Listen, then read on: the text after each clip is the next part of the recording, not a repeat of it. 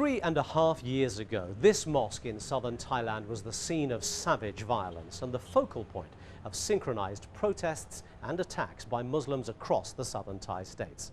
After a 9-hour siege, the army stormed this place and killed everyone inside. That decision proved to be a key element in the return to violence that has convulsed this area ever since. I'm Taimur Nabili, and on this edition of 101 East, we ask, why has southern Thailand returned to a conflict that many people had hoped had been forgotten?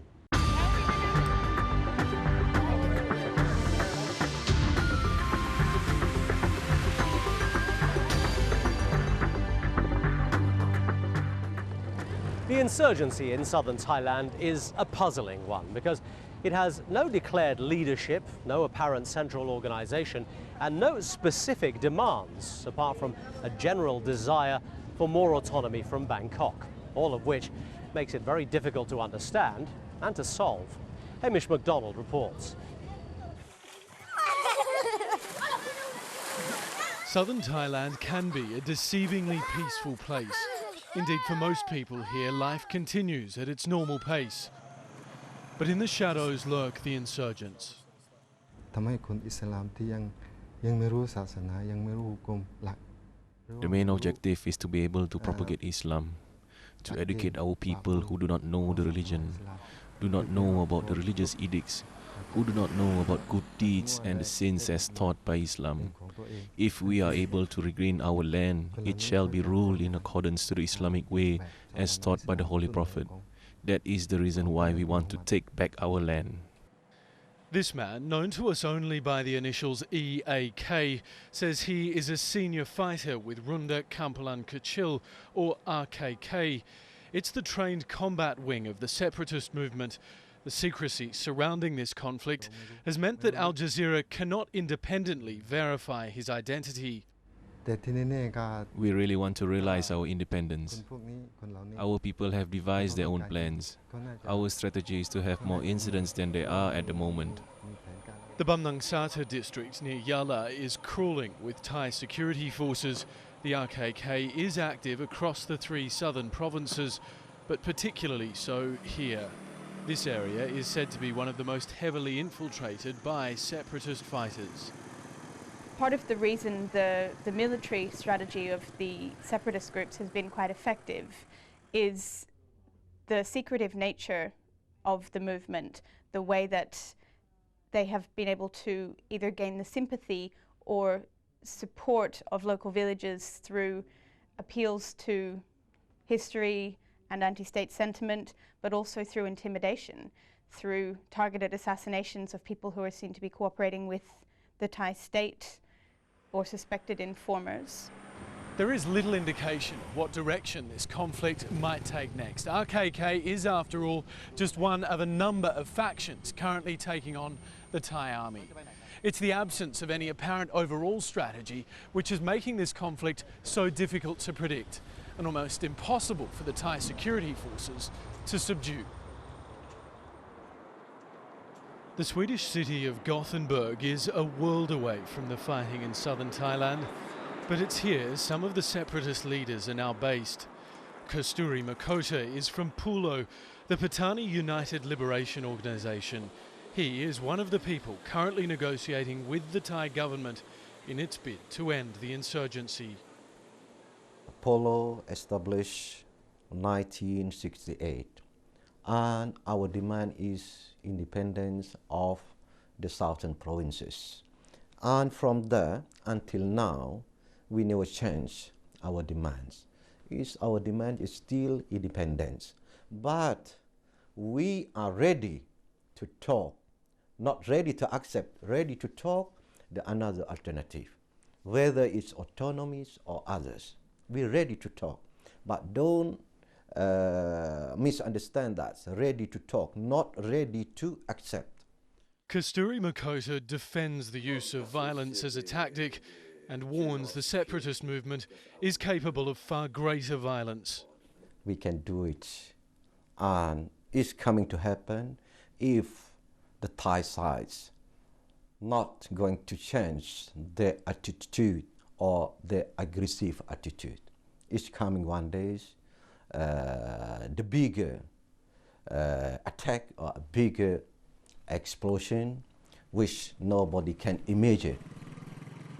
For the Buddhist monks who now require military protection from almost daily attacks, this threat of further violence is an ominous, if somewhat questionable prospect. The role of exiled Pulo leaders in various European and Middle Eastern countries has actually been increasingly significant in the last year or two, and it appears that they're trying to insert themselves as brokers or middlemen who can talk to both the insurgents on the ground and certain members of the Thai government. But the extent to which they can actually control developments on the ground, or the extent to which they can speak on behalf of the insurgents who are active, is highly questionable. In fact, whether there's any political leadership that can speak for the insurgents on the ground remains a big question. Joining me now at the Crusade Mosque to discuss the situation in southern Thailand are Worawit, who's a lecturer at the Prince of Songkla University in Pattani.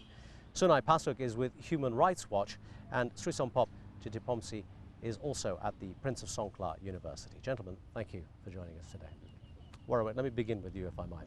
Some 6 or 7 years ago, it looked to all intents and purposes as if the separatist movement was dead. There was very little violence. The Muslims of southern Thailand appeared to be reasonably content.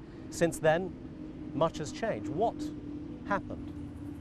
I think the situation based on the correlation of administration maybe, because of before this, if we pay attention to the body of administration in southern Thailand that's called the Center for Administrative Southernmost, you know, this organization can solve many problems